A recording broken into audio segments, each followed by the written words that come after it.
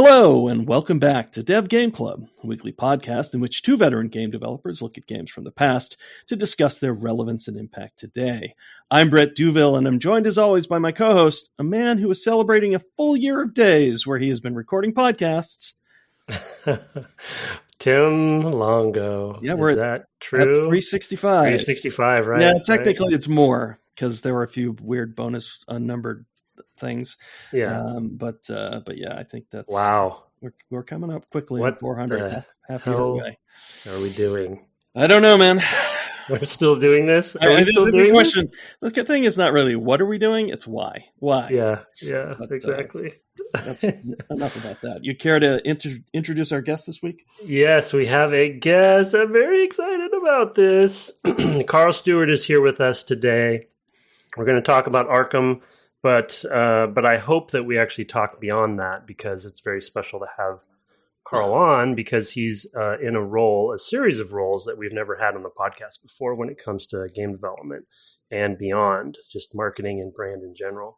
So I will launch into bear with me, the introduction, and I'm sure I'll get something wrong, so Karl can correct me later on. So from 1998, it looks like, from 1998 to 2004, Karl was marketing manager for Merchant Retail Group. I haven't heard any of the stories of these early days, so I'm excited to hear how he got to games. Where he then went on to found Signature Brand Incorporated from 2003 to 2006. From there, it seems, though, like I said, I haven't heard these stories, that he entered games and joined Eidos as a creative director on the brand and marketing side of things. He then went on to become North American Director of Marketing for Eidos and then Square Enix, when Square Enix came into the mix for Eidos and purchased them. From there, in 2009, he actually joined Crystal Dynamics directly as a global brand director, where he and I shared an office at that point, and started to teach me all I know about marketing, which is not that much at this point, because he's not with me anymore. But until 2013, where he took on the role of Vice President, Strategic Marketing for Europe and North America, back at Square Enix, I think overall globally, or rather, North America and Europe. 2014, he joined Petrol Advertising, which I believe was a partner that he worked with quite a bit. I remember working with them at the time. And in 2017, he returned to Square as head of worldwide strategic partnerships. And then, here we go, keep going. After that, he went on to join Pure Imagination Studios. He was also board member for various boards, and even the deputy chairman for the board of directors of BAFTA North America. Also created as founder Thunderchild, and eventually co-founded 124, that company was then purchased by IGN about a year ago, it sounds like. And then as far as games go, he was credited on many, but to name a few of the ones of note today, of course, the Tomb Raider franchise for many years, and many different Tomb Raider games, including the Lara Croft and Guardian of Light game, and then, of course, Arkham Asylum, where he also worked with Rocksteady on various games. So, Karl, long-winded opening, but you have done a lot in your career, sir. Welcome to the podcast. Great to have you. Thank you. Yes, Thank you very welcome. much, guys. That sounds like it. That's it. That's the end of the podcast. Thank you.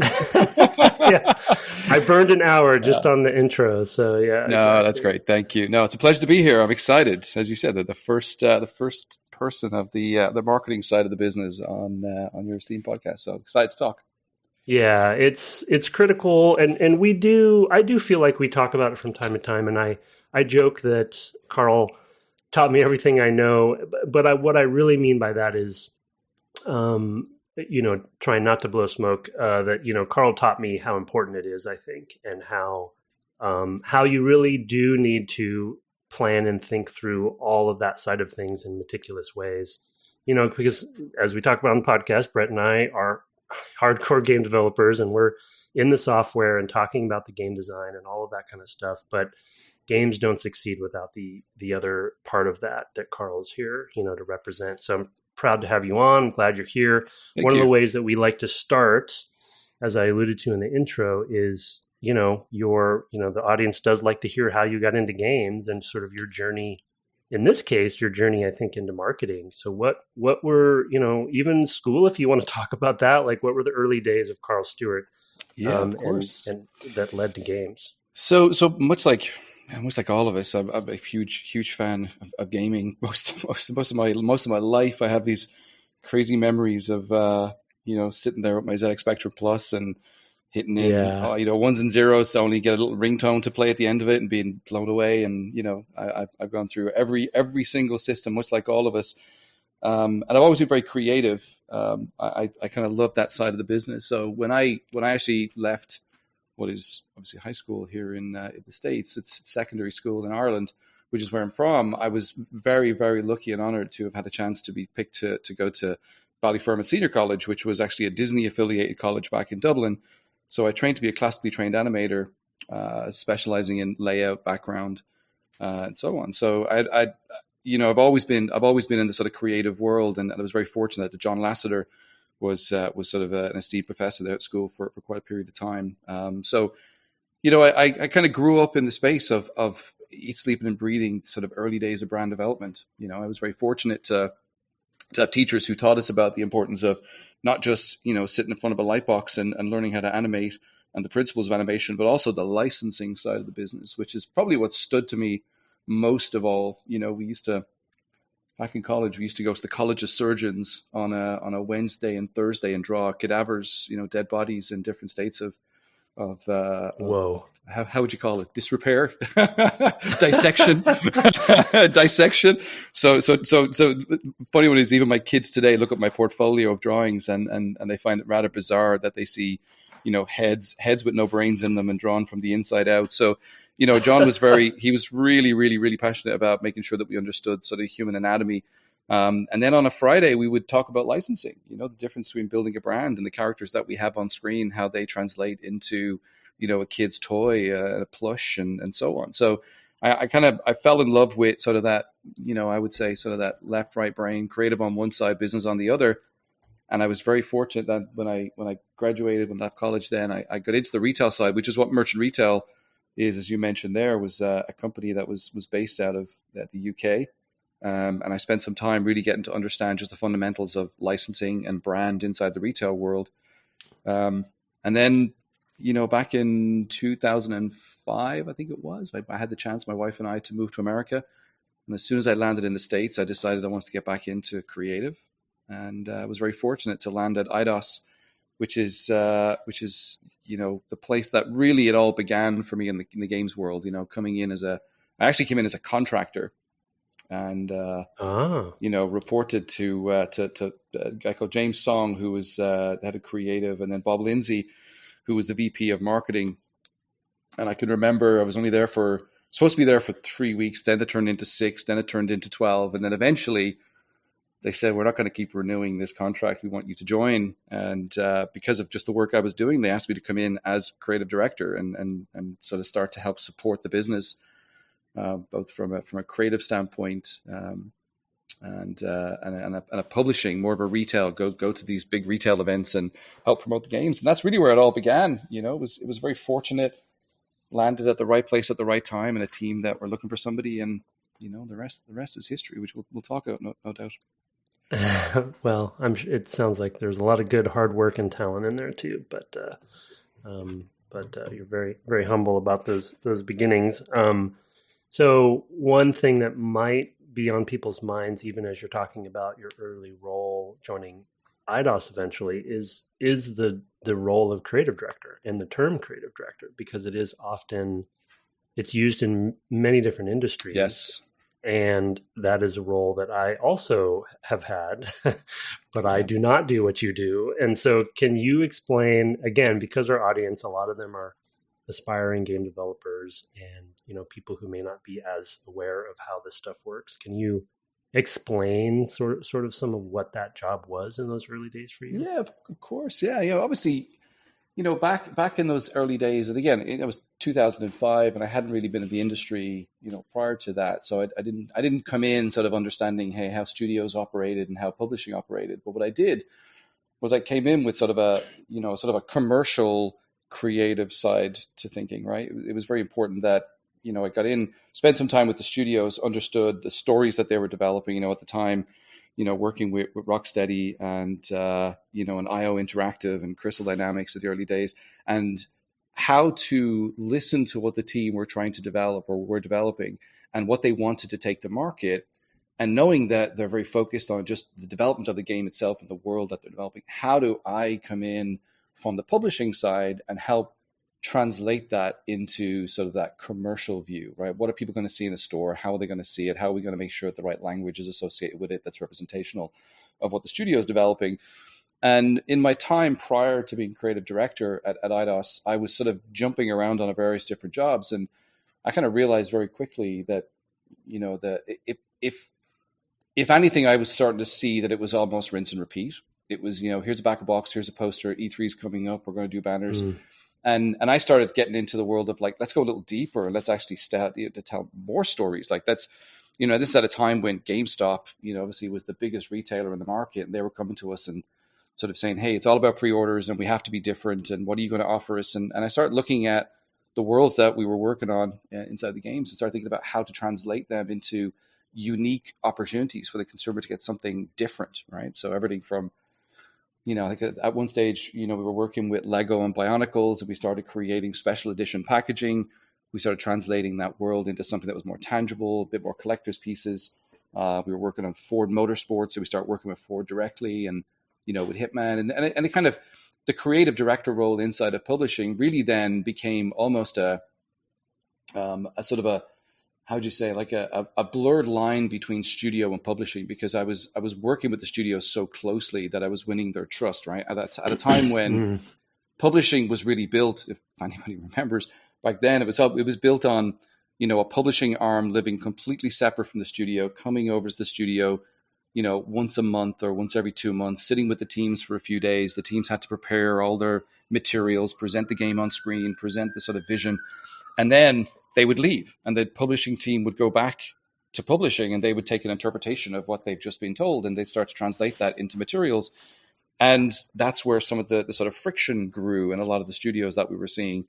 We sort of realized very quickly that we needed to have a closer bond with the studio. So I started spending more time kind of visiting the studios, spending time going into them. We're working with Funcom at the time on Age of Conan, and I spent months flying back and forth to Presley was Norway at the time, and I really won the trust of that team so that they would give us the sort of deeper story of the materials, and that was kind of how we sort of developed that difference between a creative director on the publishing side and a creative director in the studio, right? So two very, very different roles, as you called out there, but I think that was a big change in the way in which Eidos at the time were operating, and then from that, moved into sort of the North America director of marketing, because Bob Lindsay wanted to sort of take what I was doing and sort of translate that now into other areas of the business. So I was very fortunate that the worlds that we were building, I was able to sort of be creative and work with the teams to be able to bring them to life. And then we start looking at retail,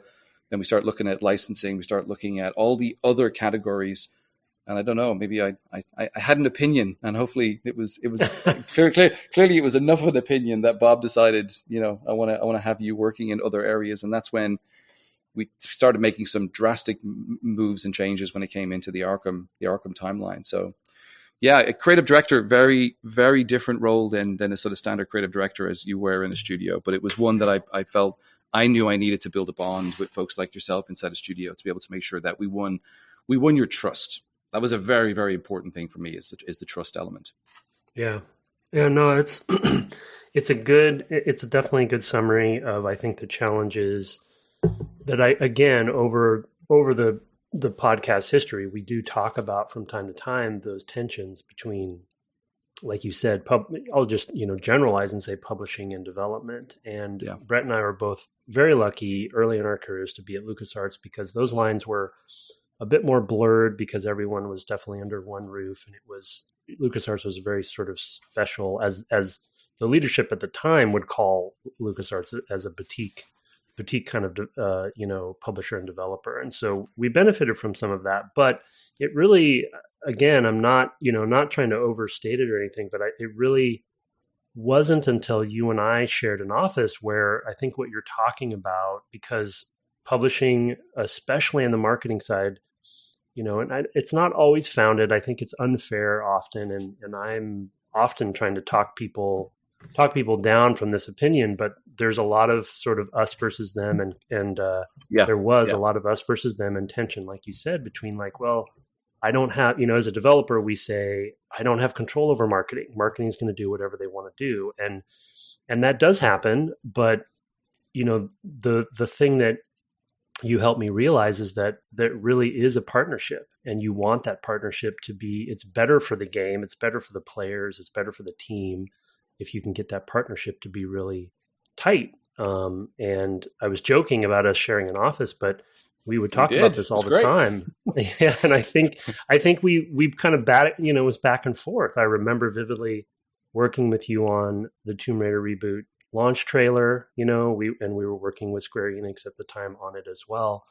And just like the conversations we were having about how, it's about being unified in what the message is behind a trailer like that, right? And how does it reflect the game, but also how does it reflect the brand, and how does it, to your point, tell the story and send the message to the players of what we want them to do? It's like, yes, we can make a game, we can make a great game, but it can't stop there, because it's got to get out there. It's got to be clear.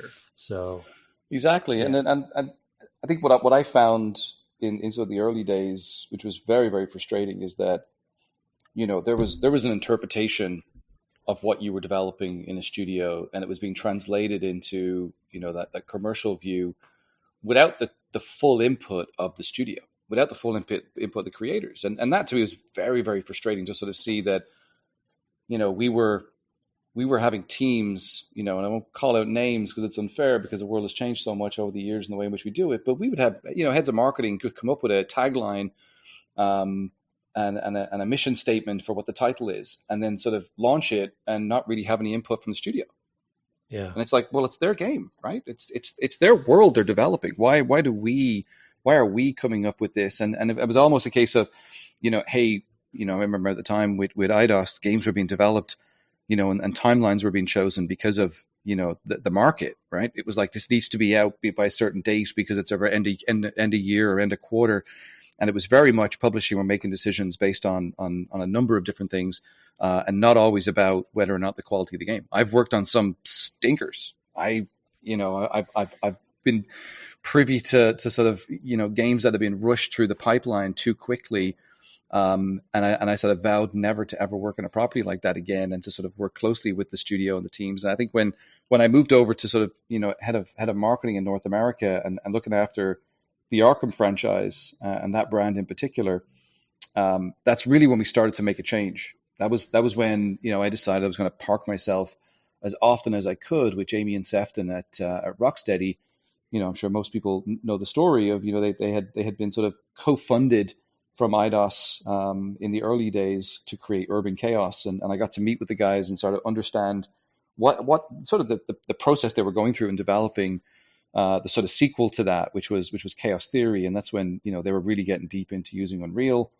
And, it was mind blowing. And when they were given the opportunity to be able to take the Batman franchise, I remember stepping in and sitting with Phil Rogers, who ended up becoming the CEO, and saying, like, I think we've got to do something different here. Like, I don't think we can treat this the same way as we have all other titles. And Phil, to this day is a super close friend and had been a mentor for many years. And Phil gave me the blessing to say, look, go as deep as you want to go on this. And let's have the conversation. And I won the trust of Jamie and Sefton, and, spent a lot of time with them understanding things such as, they were building a combat system. And, I heard somebody in the room say it one day, this is so fluid. And we were like, well, it's a fluid combat system. Like, let's trademark that. Like, and we start bringing confidence to the team, because it was like, guys, you just look at what you've got. You got something magical here. And, I can tell you, there was a lot of stories we can get into around the Arkham world when that game was coming out. Because, even at the time, Eidos didn't fully understand what they had. Yeah.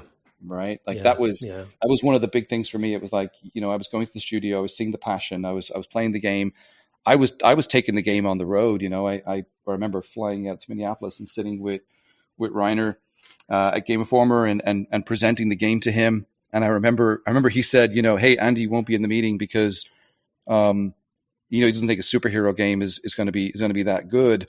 And I remember demoing it and Reiner saying, can you stay? When is your flight? Can you stay a little longer? And he went and got Andy, and Andy came in and literally within, I think 48 hours, they gave us the front cover of Game Informer to help us announce and launch it.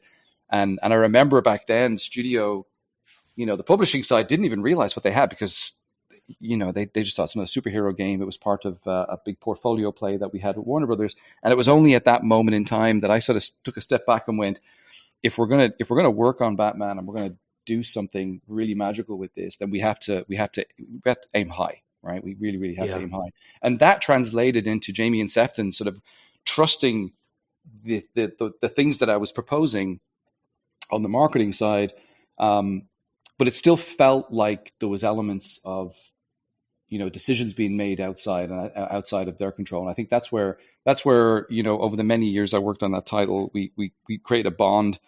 And many great things came out of that. I remember sitting down with Rob Dyer, who had worked at Eidos years before. He was the head of third party at Sony. And I remember pitching the idea of, let's do a Play as the Joker.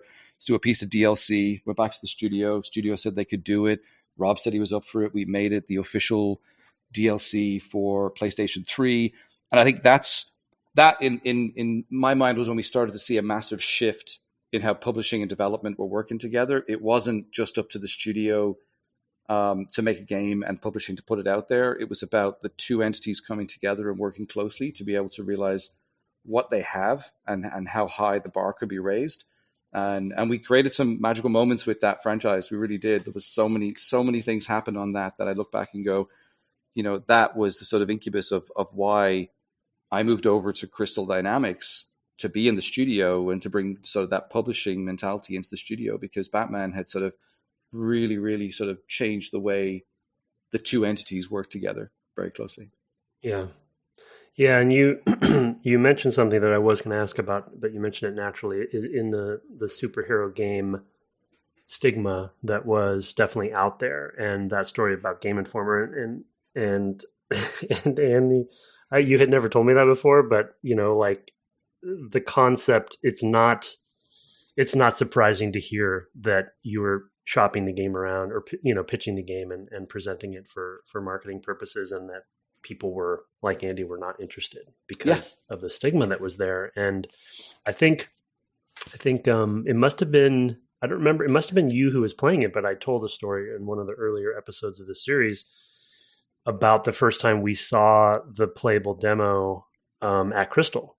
And I think you were probably the same build or something, and you were showing it off, right? Yeah. And it was that opening, and we talked about it on the cast, and how mind-blowing, and how, to your point, it very much felt like the kind of thing where people didn't know what they had, because it was such a surprise. And as you know, I'm a big Batman fan. I still have my Batarang from the collector's edition that probably was a gift from you, but it was just, that. So can you talk about overcoming, I mean, you gave that story, Game Informer, but what was it like overcoming, I mean, for superhero games, and you could even say, I mean, I don't think Warner Brothers admits to this enough, but I think Arkham as a brand, the Arkham Batman games as a brand, basically started to influence Batman as a brand more globally and throughout other mediums, I would say, especially in character design and things. But what was that like to try to combat that stigma when you knew you had something that was good? Or maybe the Game Informer example is the best example. Well, there was a lot. Yeah, Game Informer is a good example of the first time we really started to take it out to an audience. But prior to that, I again, there's a lot of business stuff was going on at the same time. Eidos was looking for funding. They were sort of raising money here, there, and everywhere to stay afloat. And at that time, Warner had made an investment, which is the reason why we ended up having the Batman franchise and Looney Tunes and 300 on PSP. So we had built a relationship with Warner Brothers at the time that we were looking at their long list of IP. And I remember back in the first time we were shown at Lee Singleton, who was really the main the main guy on the Eidos side, he looked at the third-party titles, and he had sort of kind of come up with the idea of like, let's give Rocksteady a shot to develop this. And Jamie and Sefton, jumped at the chance and created even just the concept art. I remember seeing the concept art. I was in the studio for the first time, long before we even saw gameplay. And I was like, you guys are thinking about this the right way. Like we're about to take a franchise into a place it hasn't ever been before. And I remember in those first early alphas, seeing the combat system, seeing the storytelling, seeing the sort of depth to which they wanted to take the character in the world. And that to me was very special, because having come from that creative world, I was like, this is it. Like we're gonna change the way people think about superhero titles. And me being a big Batman fan, like I have framed pictures back at my home in Ireland of me and my brother at the premiere of Batman Forever with our Batman hat and our Batman t-shirt when I was like 11 or 12. I was on the front page of the newspaper. So I've always been a Batman fan and still am to this day, and a huge fan. So it was almost kismet, right? It was like me being given the opportunity in the role that I was in to be able to work with Jamie and Sefton on an IP that I truly loved and had grown up with as a kid. And then not only that, but to see that they were doing something special meant that, I was going to throw my back into this 1,000%. And I stopped working. I moved away from a lot of the other titles that would have been under my responsibility, just to focus heavily on this. That was at a time when you got Mini Ninjas and Battle Station Pacific and a bunch of other titles coming out. And I said, we have something special. And during the timeline, there was a moment which I recall very well, where Jürgen Goldner, who was the chief operating officer, called me up and said, do you really believe we have something? Which is crazy, because I was, who was I? I hadn't been in the industry that long, and I'd made a bit of a name for myself inside the company, but I had spent so much time with the studio that Jürgen called me up and said, like, do you really believe we have something? And I said, hand on heart, yes. I said, we really, really do. And he goes, okay. He said, because we are making a decision today as to whether or not to give it all back to Warner Brothers and walk away from it. And I went, you cannot do that. Like, you cannot do that. And Jürgen was like, well, we're, between funding and everything else going on and where the company is, like, we're thinking about giving it to Warner and just letting them run with it. And I was like, that's the craziest decision you'll ever make. And it's the wrong one. And Jürgen sort of took that, went back to the team, and it wasn't just because of me. I think many people had the same view. We did end up keeping it. And I think because we had fought for it, we then had the responsibility of saying, okay, well, we got to put our back into it, make sure that we deliver. And that's when the bond got stronger with the team, with Jamie and Sefton and the other guys and Nathan. We really we tried to help them take what they were doing. Because like at that time, a studio was not built to be looking at things such as marketing campaigns and collateral and logos and stuff. They're making a game, and they should be putting 100% into it. But they also need to know and have trust that the people who they're working with feel the exact same way. And I think that's where we made a big difference. We sort of embedded ourselves with that team. And one thing led to another then. I remember presenting the game for the first time to the Warner Brother team. I had Matt Geyer and Remy Sklar came in. And Remy's still a dear friend to this day. She's head of PR for Warner Brothers. And she had been working there for a long, long time. And I remember them coming in and we were demoing it. And I think there was that spark of like, oh my God, like, what have we got? This is special. I remember saying to Remy, I said, I've been out to meet with Andy and Reiner. We got the cover. And that moment, like from a PR person sort of going, you got what? You got the cover? I went, yeah, not only did we get the cover, but I got to convince them to do two covers. So we did a Joker and a Batman cover, which I still have framed in my house, the original drawings from Karl Stewart and signed by the crew from Game Informer. And it was that moment that even Warner Brothers stood up and went, oh man, like this is special. This is we're on a whole new journey. And at the same time that was happening, they were reviewing, I think it was the Batman, I think it was the Dark Knight game that was being built by, I want to say Insomniac, I don't think it was Insomniac, based in Australia. I can't remember the studio that was on it. And they ended up canning the game. They basically said, we don't want two Batman games in the market. The first one had not been great, and we're gonna put all our eggs in this basket. And we found out, a couple of days later that they had canned that game. It was no longer going to be made out of Australia. That was probably Irrational. Maybe that was it. I think so. Because they did Freedom Force there, which was a superhero tactical game. So it kind of makes sense that they would have Yeah, again, I'd need to look it up. I can't remember, but I do remember being told, hey, over to you guys. This is it. We've canned this game, and it was pretty far along as well, from what I remember. There's also a chance it might have been Monolith, and that's what Shadow of Mordor became. I'll be honest. So yeah, right. But it could have been yet another one. Yeah. But I did hear. I remember hearing rumor of what you're saying. Yeah, as far as the games. Yeah, so it was crazy. It was, I think that's what that game, and certainly in my career, I look back at all the games. I've been I think credited on like 40 something games, right? And I've worked with a lot of studios, a lot of people in many different roles.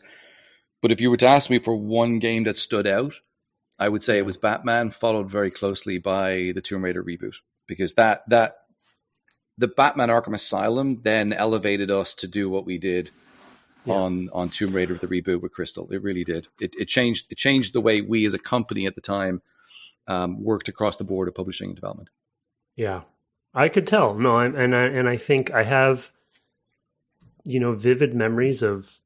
I mean, it felt like not that you had established necessarily a completely final and finished playbook, but when we started to go through the process of branding and getting ready for what the Tomb Raider reboot was going to be, I remember, I don't know why. I mean, I guess it's because I'm proud of it, but I remember the logo meetings, and I remember the meeting where we were in the conference room and we chose the final logo for the reboot. And it felt, I felt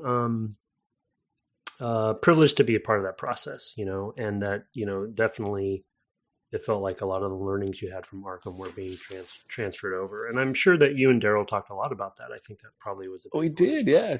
Wanting you to come and join Crystal so directly, which was a super rare thing, by the way. Oh, for very, the audience, very right? rare. Like having a studio have you embedded is oh my god, rare. I can still remember the day we shipped Arkham. And it must have been like a month or so after. I was driving back from Crystal Dynamics, and I was driving through Fremont, and I can remember exactly where I was. And I sort of said to my wife on the phone, I said, they're asking. I had been approached by Rockstar in New York. They were asking me to move to New York, come and work on marketing for GTA. And I had several conversations with the head of HR out there, and they were looking at timelines and relocation packages. And I was like, this is it. I'm going to go work for Rockstar. And I said to my wife, I hear so many stories about Rockstar. I'm like, I don't know. Like, it feels like this is an amazing opportunity, but it's also a huge risk. What could this be? We've only just sort of settled here in San Francisco. And she said, call Daryl. She was like, call Daryl and ask him, because he used to work for Rockstar San Diego. And so I called Daryl, and I remember driving through Fremont, and Daryl said, like, where are you right now? I said, I'm in my car. And he goes, can you come back to the studio? And at that time, you got to bear in mind, I was working with Daryl very closely on sort of the Tomb Raider Underworld, and sort of the coming off of Legend into Underworld. And then we were talking a little bit about the trilogy. And I built a great relationship with Daryl because, again, working with creatives, I kind of understood how to translate, creative into the sort of publishing. So I was sitting with Daryl on a daily basis, going through the plans. We were working with Tim Miller down at Blur on the trailer, and we were talking about sort of positioning and the campaign for launching the game. So we built a bond, and I remember Daryl saying, like, can you come back to the studio? So I came back, and, within an hour, he had shown me sort of some early looks on the reboot that he was working on with Noah. And it was around the same time as that first leak came out, and all the assets got out there, and people were worried that it was going in the wrong direction. And Daryl sort of said, look, I want you to come into the studio and be a part of this team. And what you've done with Rocksteady, can you help bring that to Crystal?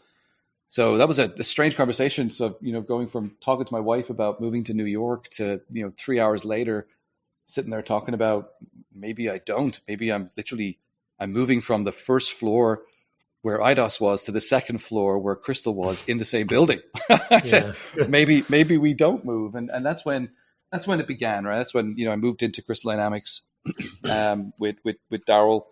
And again, we kind of took the same mentality. We were like, how do we raise the bar here? How do we do something different? And we challenged the norm. We brought everything from, I remember going back out and, presenting Tomb Raider to Andy and Reiner, and managed to get another cover to announce the game. And at the same time, met Megan Marie, she was a huge hardcore Tomb Raider fan, very well known, associate editor or assistant editor. And she wrote the article. And I remember saying to Darryl, I was like, I want to hire Megan. Can we bring social into the studio? Like, what if social was controlled and community was controlled from the studio? And Darryl was like, let's do it. And there began sort of us sort of beginning to build all these different components in the studio and taking them from publishing, so licensing then moved from Janet Swallow. Jürgen had sort of given me responsibility for licensing. We were then obviously looking at meeting with all the retailers, and, I was the one traveling around the world and presenting it. It wasn't a marketing person from publishing. It was myself. And I sort of said to Darryl, I was like, look, if we're going to do this, it's about the studio need to understand and need to be a part of how the game is being presented. So let's do it. Let's do it all as one unit. And then, as you and I were close there during those times. It was those, Friday afternoons, the town halls where we all stood up and, the dev teams would talk about, here's a new mechanic, or here's where we are in this feature. And then Darryl would have me stand up and say, okay, buddy, here's where we are from a marketing standpoint. Here's who we've presented it to. Here's what their response. Here's what we're thinking about in messaging. Yeah. And the studio as a whole, it wasn't just, 5 or 6 of us in a room. It was like, no, let's make sure every single person in the studio understands how we're doing this and why we're doing it. And I think that changed everything for me and for the studio. And I think in general for Eidos is how we started to build sort of what we call the studio-centric models. And then, the rest is history. We did the same thing at Eidos Montreal and at IO and others. Yeah. The embedded aspect of that is super critical. Yeah. And I think that any time since then, and even before then, because there were times at Lucas, even though they were more closer, there were times when it didn't work. But anytime that embedded feel, not even that you had to be sitting there as you were, or whoever is in that role sitting with the team, but just being close and being constant and a lot of interactions and on a regular basis. But anytime that wasn't happening, it would make me nervous, and you could feel the tension sort of rising as you got closer to launch, because you're like, there's a chance that side of things could go in a totally different direction. And it happened to me different times after that, where there was, it's unfair to say that it's sort of just throw your hands up and kind of like, you kind of just lose so much control where you're just like, well, it's just going to be what it's going to be. But it's like you said, it's frustrating for the team at that point, because you put your blood, sweat, and tears into the game. Yeah. And to have another group come in without that perspective, even though you wanted them to, and you try to get them to be, more involved, they probably have, to their, to their defense, they probably have 10 other projects they're working on. Right. So that's, like you said, the more traditional publishing model where they're overwhelmed in a whole different way, and it's not their fault. Because, but to your point you mentioned earlier, kind of putting some of those other projects on the back burner so you could focus on Arkham, you need that sort of mentality and devoted aspect to actually be there for that to work. Because people, I don't think they're set up to succeed often in that regard. Yeah. And I think you could still work on multiple games if they all still lived in the same world, right? That was our big thing when I moved up to Crystal, right? It was like, we're working on the reboot. We were also working on the trilogy. We were doing Guardian of Light, the first, sort of a, not mobile, but digital first title. Mm-hmm. So it was like we were still able to work on multiple. It's unified. It was all unified. Like we were thinking about the timelines of like, let's make sure we don't step on our own toes here when we make an announcement here. How does this live in a different canon than the reboot? How do we go back and still do the trilogy to give fans the service of like, we're going to HD, give a good HD polish to the original games, but it didn't have anything to do with the reboot. So it was like, I think for us, it was important that, I think the shift came from publishing were underwater because they were working on too many IP. And you cannot, like, even to this day, I sort of say the same thing. It's very hard to walk from one room to another and take one hat off and put another hat on and live in two different worlds. It's really, really tough, right?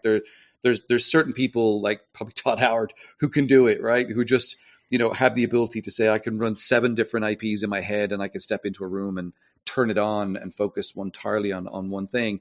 But it's really, really hard. And I think that's where the shift have begun. And something you said there with publishing, which happened with us, and I think you may remember, was about 4 or 5 months before the game was due to launch in March of 13. I remember, we had built this amazing brand plan and we had sort of disseminated that out to the territories. And I remember the sort of European teams coming in and then the North American sales and publishing teams coming in and presenting their plan.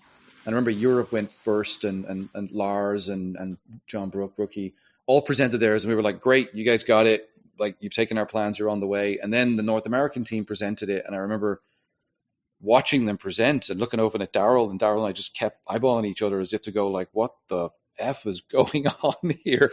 This is not our game. Like, what are you doing? It was like, I used the analogy of like, or the story here of like, we had given birth to this new character, this new extension of this IP in this world. And we as a team, yourself, myself, and Noah, and all the rest of us, we had gotten it to like 13 years of age, right? Like to a teenager. And now we were handing our teenager over to somebody else to sort of get it through college and get it out there into the world.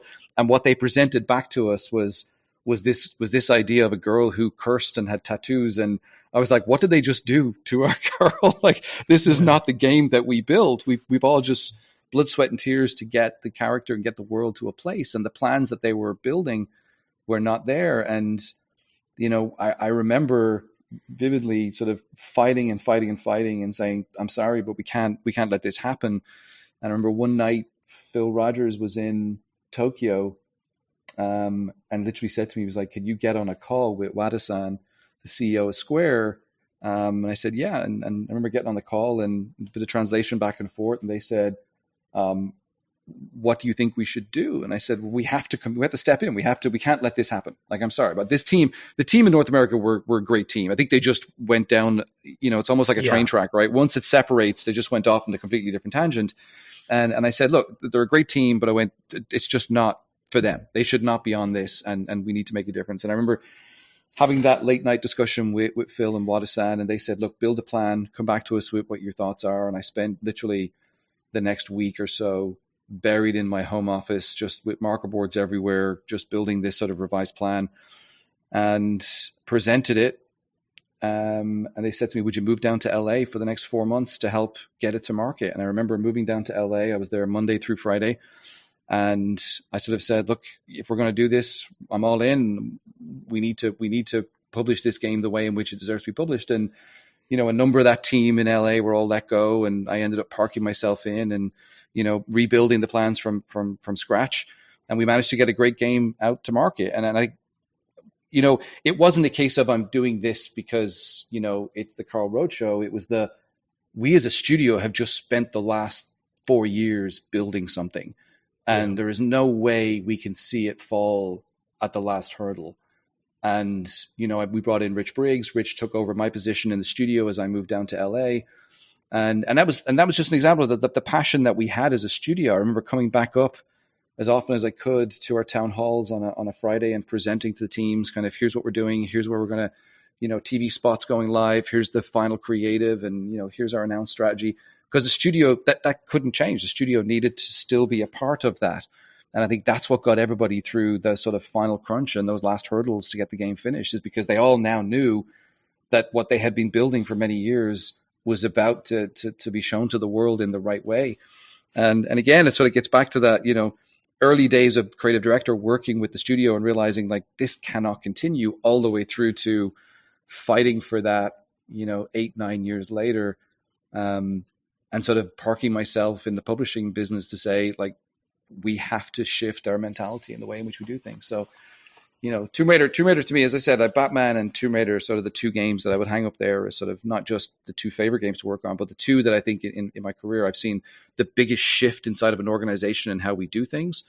And it was an organic shift because we didn't own the Batman franchise. We did own Tomb Raider. So it was definitely a focus on let's let's put all our eggs in the basket of the IP that's ours. If we're going to build it, let's take it to market and get the most out of it. So yeah, it was a very exciting time. I really look back at that time with Daryl and I think with yourself, and I think we did something very, very special, which I hope spurned a lot of change in other studios and not just internally, but maybe externally that saw what we did.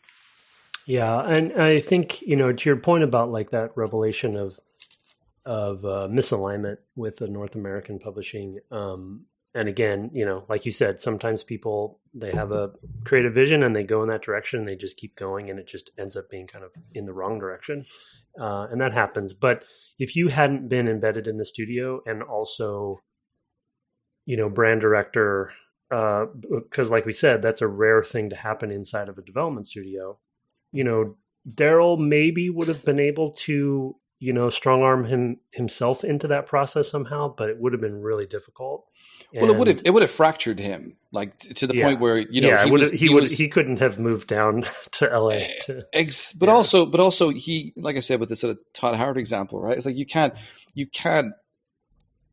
put that weight on somebody's shoulder to say, okay, you're going to walk into the room with Noah and the team and talk about a mechanic and in the game and sort of the story narrative and map it out on a board of what's going to happen every second, every minute. And then walk into a room and put another hat on and say, okay, what's our media spend? How is it being broken down into, CPV and, CPM? It's like that's very hard to trust onto one person. So I think Daryl definitely could have strong armed. Daryl is a man of many, many talents, but I think what we delivered was because as a team, we all came together and said, look, we all trust each other. We all have the same ambition.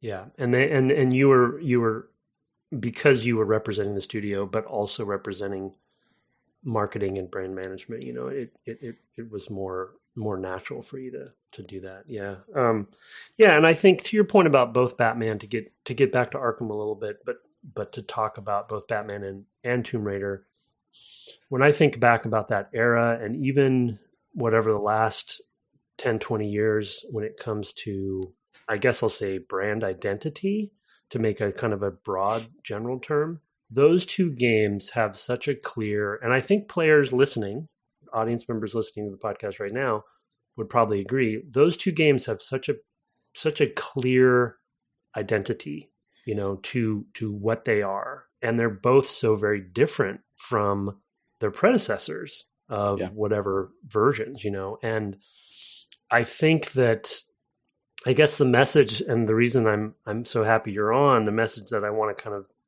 keep sending back to our audience is that doesn't just happen. There is a lot of work, and of course, yes, the studio is at the heart of that, and they're developing the game, they're developing the look, they're doing a lot of the heavy lifting on that side of things, and the game still has to be good. Yeah, but the other side of it does not just happen. There's people like you and others who are really like working tirelessly to create what that brand identity is out there. Everything from not as simple, but everything from the logo to the marketing materials to the trailers to whatever, and it has to be cohesive. And you think about the Arkham games, I mean, they did a trilogy there too. Arkham as an identity, as a look, as a aesthetic, that's a very consistent thing that the first game established. Same with the Tomb Raider reboot trilogy. So it's just and we really went down the rabbit hole with Batman. Like I think that's where we as a company, we had never spent as much money on marketing a title like it. It was the first time we were into the high millions across the board. To be able to build the assets needed. Games had been sort of very much a rinse and repeat up until that point. And there was a couple of games that broke through, certainly. Tomb Raider Legend, which was sort of one of the biggest launches, and then Hitman, Blood Money. But still, when it came to Batman, like it eclipsed so many marketing budgets because we challenged ourselves to say, let's do things that we'd never done before. Whether it was a collector's edition, whether it was even just the trailers, whether it was bringing in for the key art. Do you remember working with Petrol to be able to get them to sort of, look at Batman and translate Batman into something which had never been seen before.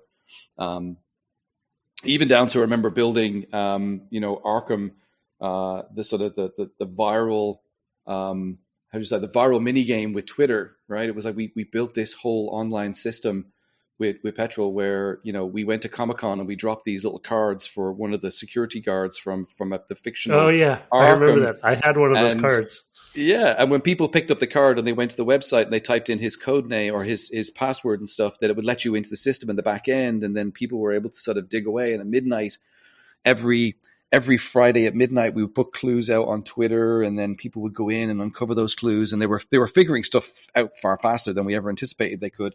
And eventually, what you found out was that it was almost a prequel to the game, right? It was like, how did Joker? Because when I sat with Jamie and Sefton and the team, right? It was like, how do we set the game up, right? And traditionally this was never really done, certainly not on the Eidos side of it. It was like, let's tell a story before the story. And I remember we built out this concept of like, let's build this little viral story that hopefully fans will adopt and get into. And it was like, you as a security guard were the one leaking all the inside information, and it was the Joker that was controlling this all along. And at the end of this experience, Joker would then sort of laugh at your face and say thank you. And that was the reason why he went back to Arkham, is because he knew that Raz was there. He knew Killer Croc was there because you had just logged into the security guard's details, and so you were spewing this information out to him, and you were having sort of the crowdsource with the fans. It was like that type of stuff just hadn't been done before. Right. And that for us was like, again, it was a massive shift in the organization to say, okay, let's, I think the Halo I Love Bees was probably, the first time anybody really went down that rabbit hole. And we thought, let's do that for Arkham. And I think there was a lot of firsts on that title. There was a lot of challenges, right? We moved the date a few times, which hurt us. Because the game just needed it, right? It wasn't a case of any issues. It was just we knew we had something special, so we said let's make those changes and get it to where it needs to be. But I look at that and I go, if ever there was a team that came together, and again I love the ability to be able to sit here and talk about this, but I definitely want to say like it certainly was a team. Right? I looked after one aspect, and I was very blessed and honored to be sort of given a voice in that. But teammates like Lee Singleton and Trevor Burrows and Sarah Hoaxsmith and a whole team of people both in Europe and America who came together to make it happen. I think it took a few of us to sort of say, this is different and we have to challenge what we do. And I think when we said that enough times, the rest of the team all started to believe it. And I think when I look back, I think that was probably the one thing I love most about it, is that I was given the opportunity to sort of have a voice and shout loud and say to everybody, like, we cannot do the same thing that we've always been doing on titles. This has to be different. And, Sarah, who I sort of, reported into on a brand side, and then Trevor, we all decided that, we would put every single hour into the thought process of, a logo, for instance, right? Like I remember the team sketching the logo on the back of a napkin, and us sort of challenging Warner Brothers and saying, what if we put the word Batman inside of the bat symbol? And they were like, nope, it's never been done before. It'll never happen. And we were like, well, why not? So we sketched it out. A few of us sort of sketched it out on a piece of paper, and we sent it across to the team at Warner, Philip and the crew. And they were like, we'll submit it to DC and see what they say. And DC came back and went, you know what? We love that. I've never done it before. That's different. And there was us sort of challenging the norm, right? If we had sort of said, okay, let's just put the name Batman underneath the bat symbol, but we were challenging it to say, no, how do we even do that different, right? And that was sort of just the way we were at that time. It was like, let's challenge everything. And working with DC, we also respected that it was their IP, and we had to make sure that we couldn't break too many rules. But it was also, how do we be different? I think that was a big takeaway for that whole campaign, is that we involved the studio, and we tried to make sure that we didn't just come out with a superhero game that sort of was the norm. If the game was really going to be that good, which it was shaping up to be, then the entire campaign had to be that good across the board. Yeah. Well, in the game, the game itself, and we talked a lot about it in the series, the Batman as a game, it was different, right? It was different from other Batman properties. It was different from the comics. Like, it was fresh. And, people can have opinions of whether it was to their taste or not, but there was no other Batman,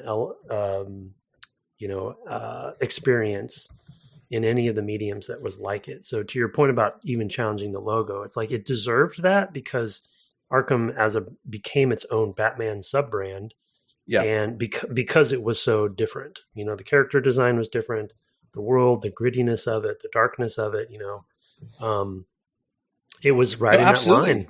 Yeah. But it was also to see the team pushing the boundaries. Like I remember sitting in meetings and they presented the Riddler challenges for the first time. And I was like, not only have you made a great game, but you've made a game inside of a game that is actually going to break the internet in a way. And it did when Riddler challenges came out. Literally every single person was like, where's the 45th? Where's the 50th? Where's the 61st? It was like the team were willing to push the boundaries on the game development side. And that's why, the combat system was just beautiful. I remember seeing the first time on screen where we said, like, let's trademark this as fluid combat. It's beautiful in our attack room. But it was then also the other things, right? X-ray mode and stealth. It was all the things that the team themselves were like, we're pushing the boundaries of what it means to play as Batman and to be inside of Arkham, which was the first time you ever really stepped foot inside of the Asylum. And we sort of said, okay, well, if you're going to do that, then we need to do the same thing with the campaign. We need to sort of completely rewrite the rule book here on how this is presented, because it's our job to tell the world what you're doing.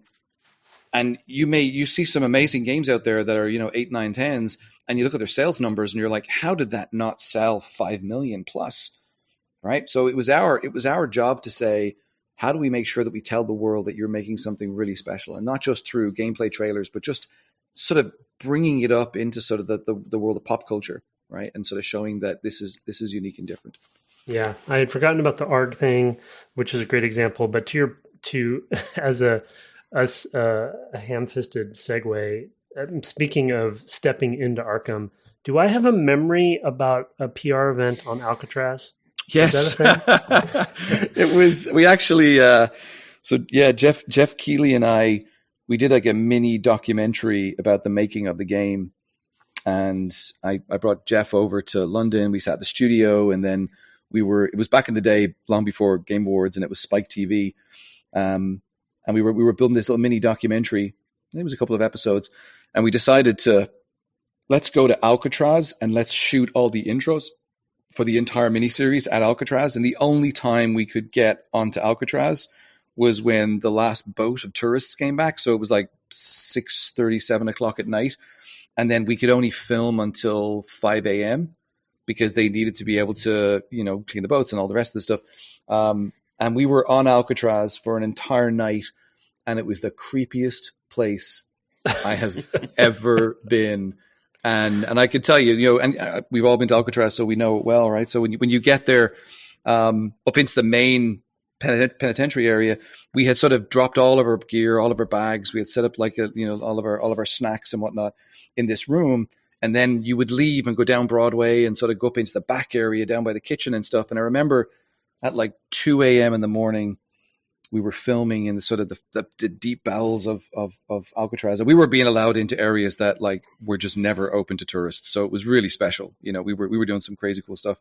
And I remember, saying like, I'm you guys are good. I'm going to go grab a coffee back at the main area. And I walked down Broadway at 2 a.m. in the morning. And as I was walking down, and like, honestly, hand on heart, like this just was the one thing that just freaked me out completely. As I was walking down, I heard some of the team talking, and I was like, oh, cool, they must be. And as you walk down Broadway, you can cut left or right at the certain areas. And I remember just nonchalantly just kind of walking through one of the areas and going down to the other alley, and there was nobody there. I remember going like, the fuck? I was like, hello?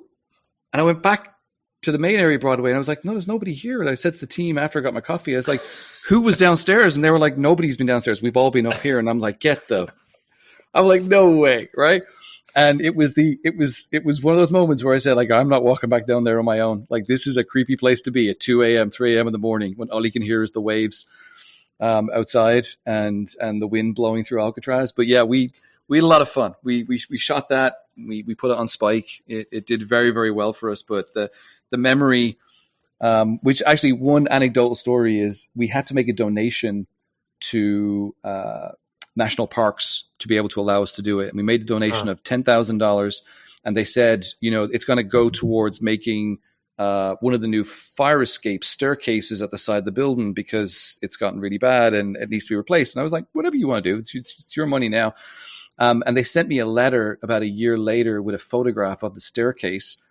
And I don't know how it happened, but the plaque that they have on the side of the staircase, they said a thank you to Karl Stewart for paying for the staircase.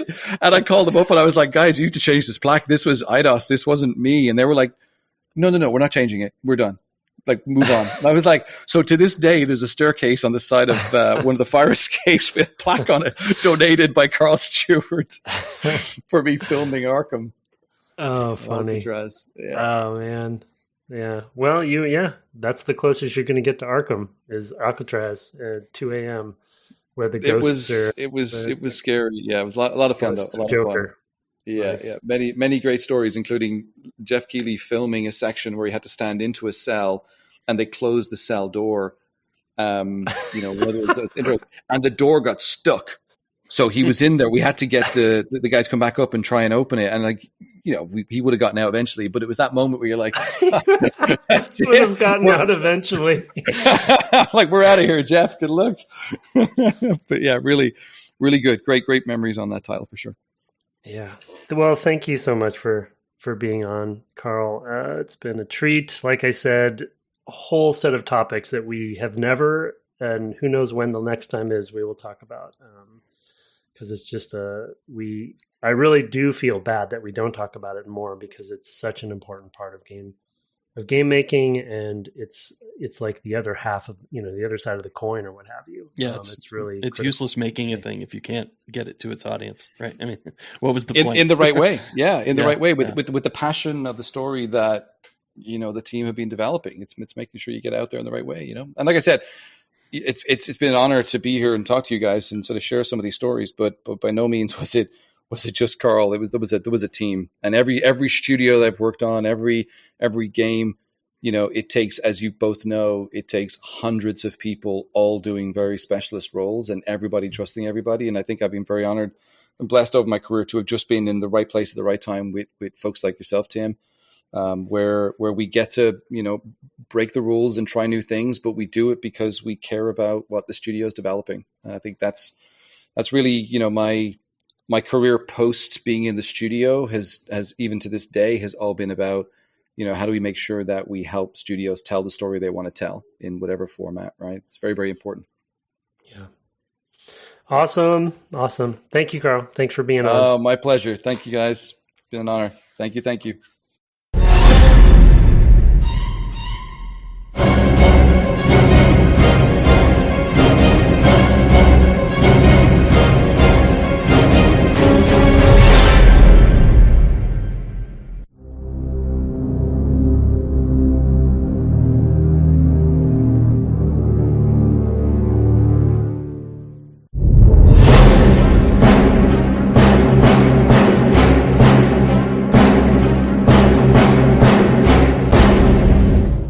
Well, I'm really glad you had that relationship to call on, because that was really, really fascinating. It's something we talk more about the dev side of things. Obviously, it's Dev Game Club, not Dev and Marketing Game Club, but it was super cool because as we were talking about, you can't reach an audience like it's an awful lot of money to put out there to make some of these games, right?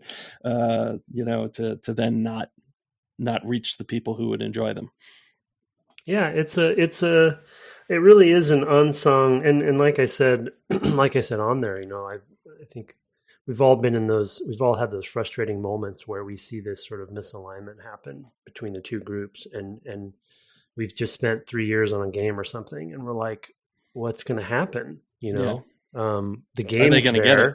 Yeah. Are they going to get it? And what's the campaign going to be like? And is it going to match up? And, Star Wars is maybe a little bit different because, as a brand, it was so well established, but I don't think we got a chance to talk about it too much on our Republic Commando series, but the irony about that is that it was sort of a different kind of Star Wars game. So we actually did struggle. Chris Williams, to his credit, was a great leader in that regard. And we did struggle at times getting marketing to understand this isn't a typical Star Wars game. Right. We have to actually market it differently. And it's just really something that we're so focused on the craft of the making of the games and game design especially, and there is an art form and talent in the marketing space. And again, Karl's one of the best ones, if not the best one I've ever worked with. So really privileged to have him come on. I felt really lucky at Bethesda that we had a marketing department that really got the games as well, at least while I was there. I bet. Because I really felt like, certainly Todd, who he referenced, has a marketing, side of him. He's kind of got things in mind, but he also works really, really closely with, especially Pete Hines, who's Pete Hines is pretty legendary. Pete really gets it, and he, they do things that are. The idea for Fallout 3, which was set in DC, which is near where I live, they basically took over all the subway advertising for like a month. So everywhere you looked, there was like bombed out Washington DC in all the buses, all the bus shelters or whatever. Just everywhere you looked, there was, and that's very narrow, but it also generates a lot of buzz in its own weird way, because that gets coverage that goes. There was a lot of PR on that, yeah. There was a lot of viral PR because it was kind of. Did I remember that it was a bit controversial, right? Because it totally was, because people didn't, this was a lot of people don't know what Fallout is. Well, a lot of certainly in DC, the home of the government workers. It's not like a big gaming mecca by any means, and they did interviews like on TV asking people their opinion of these ads and stuff because you come out and you see like the grounds of the White House. And the White House gone, and in this like distinctive color and all that stuff, and that would just be on a bus, or like the destroyed Washington Monument was another one that was a real key art. They made Metro Center, which is one of the big hubs of the Metro, just like all Vault Boy stuff, like everywhere. It was amazing.